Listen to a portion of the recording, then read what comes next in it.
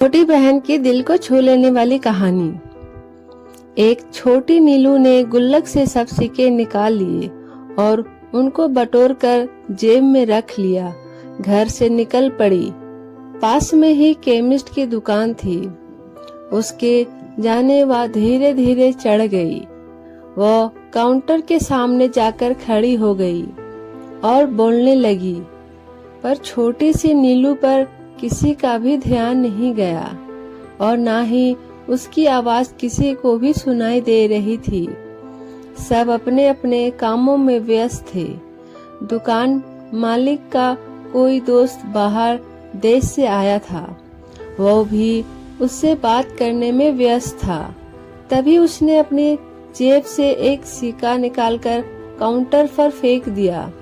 सिक्के की आवाज से सबका ध्यान उसकी ओर गया। उसकी तरकीब काम आ गई। दुकानदार उसकी तरफ आया और उससे प्यार से पूछने लगा, बेटा तुम्हें क्या चाहिए? उसने अपनी जेब से सब सिक्के निकालकर अपनी छोटी सी हथेली पर रख लिए और बोली कि मुझे चमत्कार चाहिए। दुकानदार पहले तो समझ नहीं पाया, तो उसने फिर से पूछा।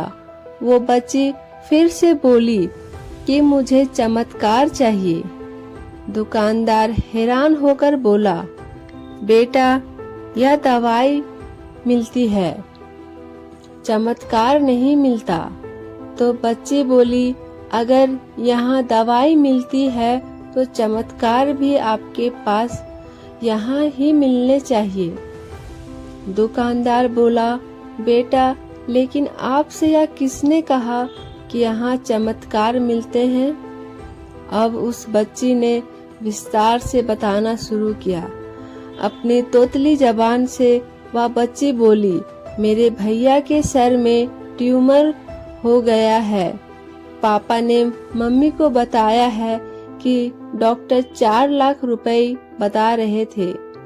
अगर समय पर इलाज ना हुआ तो कोई चमत्कार ही इसे बचा सकता है और कोई संभावना नहीं है। वो रोते हुए माँ से कह रहे थे, आपके पास कुछ बेचने भी नहीं है, ना कोई जमीन जायदाद है, ना ही गहने। सब इलाज में पहले ही खर्च हो गए हैं। दवा के पैसे बड़ी मुश्किल से जुटा पा रहा हूँ। वो मालिक का दोस्त उसके पास आकर बैठ गया और प्यार से पूछने लगा, अच्छा कितने पैसे लाई हो तुम चमत्कार खरीदने को?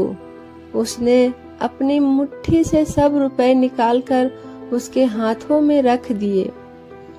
जब उसने वो रुपए गिने तो 21 रुपए 50 पैसे थे।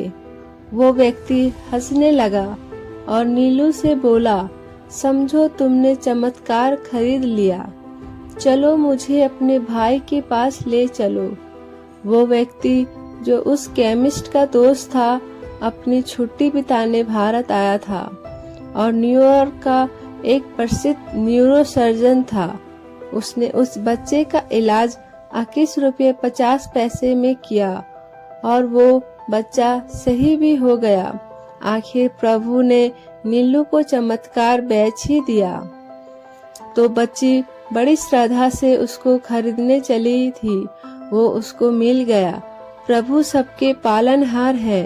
उनकी मदद ऐसे ही चमत्कार के रूप में मिलती रहती है।